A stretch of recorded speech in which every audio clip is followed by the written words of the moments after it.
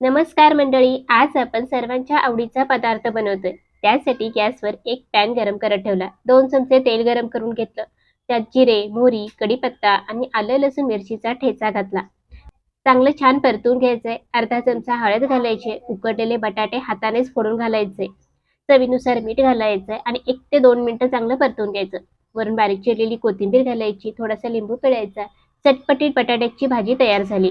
बेसनच्या पिठामध्ये थोडंसं तांदळाचं पीठ घातलं. हळद, मीठ, ओवा घालून घेतला. गरजेनुसार पाणी घालायचं आणि याचं बॅटर तयार करून घ्यायचं. डिटेल्स व्हिडिओ आपल्या चॅनेलवर आहे बरं, नक्की चेक करा. तयार भाजीचे लिंबापेक्षा थोडेसे मोठे गोळे तयार करून घ्यायचे. बेसनच्या पिठामध्ये चांगले घोळवून घ्यायचे.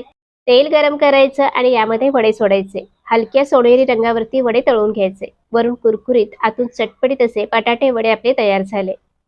वडापावची ही रेसिपी आवडल्यास व्हिडिओला नक्की लाईक करा. पुन्हा भेटूयात लवकरच.